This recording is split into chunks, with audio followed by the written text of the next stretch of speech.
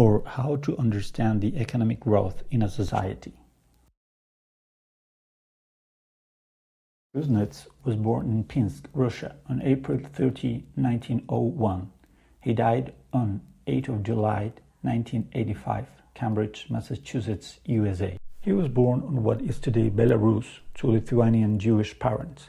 He completed his schooling first at Brevne, then Kharkiv Real Shul of present-day Ukraine. In 1918, Kuznets entered the Kharkiv Institute of Commerce, where he studied economic sciences, statistics, history, and mathematics under the guidance of professors B. Fomin, A. Antiseferov, V. Levitsky, S. Bernstein, and V. Devatz, and others. He moved to the United States with his father in 1922.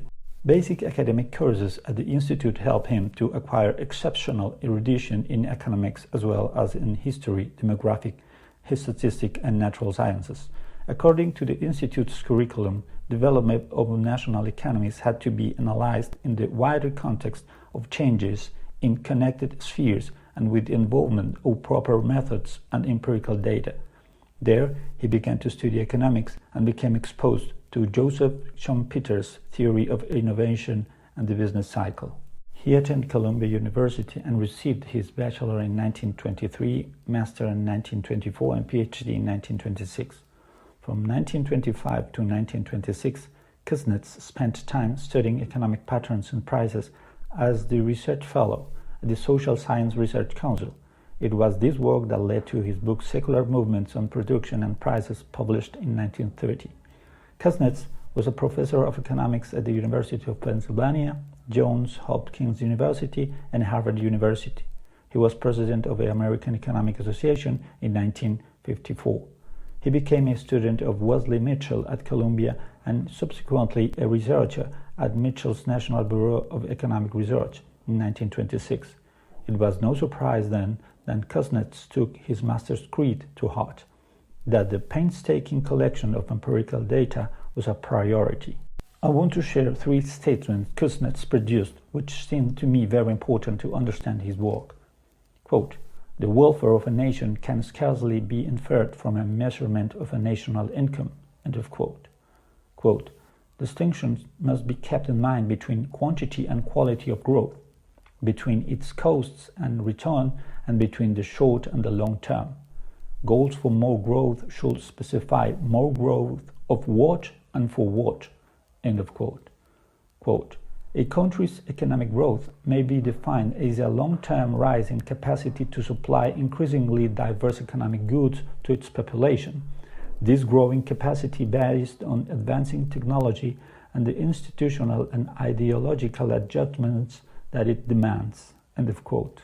Kuznets' life work was a collection of an organization of the national income accounts of the United States, 1934, 1941, and 1946, an accomplishment that inspired that of Richard Stone and James Mead in Great Britain. Kuznets' work fit hand in glove with 2 other developments at the time: the emergence of econometrics and the Keynesian revolution, both of which found in Kuznets' data an important resource for their advancement. Kuznets, however, was neither a Keynesian nor an econometrician. Instead, Kuznets took his methodological cues from Mitchell's institutionalism, in particular the empirical analysis of business cycles. Kuznets, in 1930, identified a 15 to 20 year cycle to which his name was later attached, the Kuznets cycle. The Kuznets curve. According to this hypothesis, as an economy develops, market forces first increase and then decrease economic inequality. The Kuznets curve appeared to be consistent with experience at the time it was proposed. However, since the 1960s, inequality has risen in the US and other developed countries. Economist Robert Fogel noted Kuznets' own reservation about the fragility of the data which underpinned the hypothesis. Fogel notes that most of Kuznets' paper was devoted to explicating the conflicting factors at play. He also emphasized Kuznets' opinion that, quote, "Even if the data turn out to be valid, they pertain to an extremely limited period of time and to exceptional historical experiences." End of quote. Finally, Vogel noted that despite these repeated warnings, Kuznets-Leakes were overlooked and the Kuznets curve was raised to the level of law by other economists. Kuznets is best known for his studies of national income and its components. Prior to World War I, measures of GNP were rough guesses at best. No government agency collected data to compute GNP, and no private economic researcher did so systematically either. Kuznets changed all that. With work that began in the 1930s and stretched over decades, Kuznets computed national income back to 1869. He broke it down by industry, by final product, and by use. He also measured the distribution of income between rich and poor. The invention of GDP was seen as yet another triumph by men over the chaos and complexity of the natural world. Its invention came within the same generation as two others that changed the course of history: Einstein's equation describing relativity, as well as the most important equation in quantum mechanics, Schrödinger's equation. There was great optimism that the lessons and methods of physics and mathematics could be directly and easily applied to the social sciences. The result was a stunningly simple and elegant equation that many thought was all one needs to describe economic life. Y equals C plus I plus G plus X minus M. The equation is still taught to undergrad economics students today. Kuznets' development of measures of savings, consumption, and investment came along just as Keynes' ideas about how national income is determined created a demand for such measures. Thus, Kuznets helped advance the Keynesian revolution. Kuznets' measures also helped advance the study of econometrics established by Ragnar Frisch and Jan Tinbergen. One of Kuznets' more startling findings concerns the effect of economic growth on income distribution. In poor countries, he found, economic growth increased the income disparity between rich and poor people. In wealthier countries, economic growth narrowed the difference. In addition, Kuznets analyzed and quantified the cyclical nature of production and prices in the spans of 15 to 20 years. Such trade cycles, while disputed, are often referred to as Kuznets cycles. Kuznets also discovered the patterns in savings income behavior which launched the life cycle permanent income hypothesis of Modigliani and Friedman. This hypothesis assumes that individuals plan their spending over their lifetimes, taking into account their future income. Accordingly, they take on debt when they are young, assuming future income will enable them to pay it off. They then save during middle age in order to maintain their level of consumption when they retire.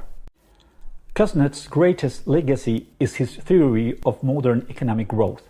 The proposition that the high growth rate since the 18th century in population and per capita income, the sharp changes in the structure of the economy, and the concomitant changes in the social institutions and culture are a unique epoch in human history is no longer a theory. It is now a part of the confirmed knowledge of economic science. Kuznets' approach to the measurement of economic variables is another major facet of his legacy. He did not believe in either economic theory or economic measurement for their own sake. His economic analysis was directly or indirectly shaped by his perception of the major issues of public policy. Kuznets' contention that imposing too much structure on data obscures rather than reveals their information content is widely accepted as a guideline principle in empirical economics. In research on many of the most urgent issues of current policy, investigators are increasingly exploiting the properties of frequency distribution and their decomposition. Although regression analysis remains a powerful tool, its limitations and the virtues of less structured forms of data analysis are now widely recognized by empirical economics. Few economists of his era investigated the interrelationships between economic growth and population growth as fully as Kuznets. Despite these generally positive aspects of high rates of population growth, Kuznets recognized that the sharp acceleration of the population of less developed nations, generally brought about by sharp declines in death rates, sometimes overwhelmed the economies and impeded growth in per capita income. Kuznets pointed out the economic significance of the fact that accelerated population growth was due primarily to a decline in death rates. To many economists, Kuznets' most compelling contribution was his mastery of the art of measurement. This art required not merely a thorough grounding in statistical theory. A more difficult achievement was understanding how to apply statistical methods and economic models to the incomplete and biased data with which economists normally work and still produce reliable estimates of key economic variables and parameters. That skill cannot be encapsulated in a simple list of rules because the circumstances under which a given set of defects in the data is tolerable depends on the issues being addressed and on the statistical and analytical procedures being employed and on the sensitivity of the results to systematic errors in the data, to the choice of behavioral models, and to the choice of statistical procedures. Although Kuznets was a quintessential empiricist and a standard bearer for empirical research, his empiricism did not imply hostility to theory. In other words, he made realistic the construction of models to guide the economy of our societies. So now you can have a better perspective of its importance.